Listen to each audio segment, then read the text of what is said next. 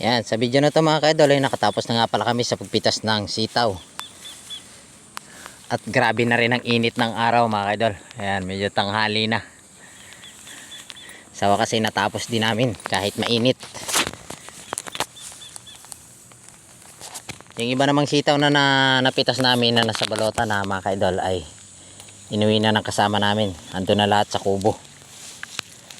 Yung natira na lang ito yung dala-dala namin. Ayan o. Ito na yun. Mamaya ipapakita ko sa inyo mga kaidol kung gaano karami napitas naming sitaw. Pitas na yun. Doon sa may taas, di pa yun. Yan mga kaidol, bali paakyat pa kami sa taas at meron pang isang kaputol doon. Yan, hanggang dito na lang muna mga kaidol. Abangan nyo na lang, iba pa natin next na video dito sa ating trabahong bukid mga kaidol. Sana ay meron kayong natututunan sa bawat video na ating ina-upload mga kaidol. Yan, thank you na lang sa inyo.